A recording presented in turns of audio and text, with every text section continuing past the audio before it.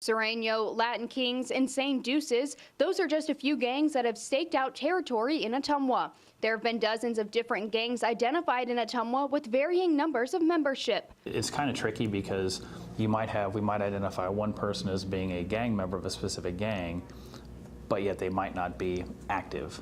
The Sereno gang has the largest influence in town. That doesn't really tell the whole story because there's different sets of different gangs.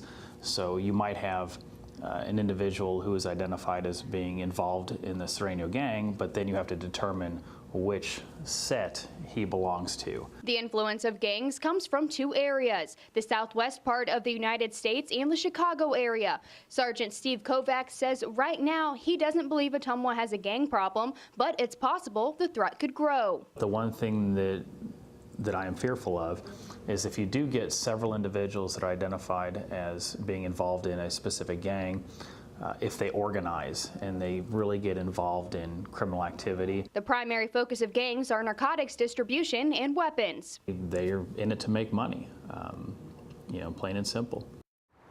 Gang graffiti like seen here on this building may make it seem like there's gang rivalries or even that competition over money would cause rivalries, but that's not the case in Ottumwa. In fact, sometimes they even team up. And they might work together to whether it's selling drugs or just hanging out. Gang affiliation can start at any age, from elementary school up to high school. And at one point I did end up pulling an 11-year-old girl out of what we consider a flop house, a party, who was associating with gang members. However, contrary to popular belief, gang recruitment is very minimal. It might involve having individuals participate in retail theft or participate in drug dealing. When it comes to finding out who is or isn't a gang member, Sergeant Kovacs uses what he considers gang identifiers.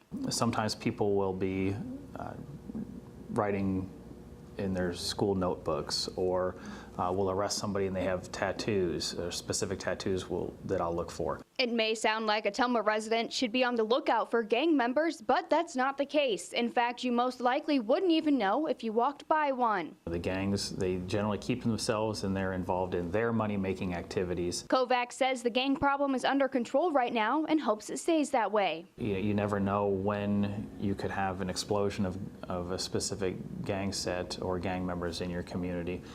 We just try and stay on top of it and obtain as much information as we can. Reporting in Ottumwa, Iowa, Alex Wilson, KTVO News.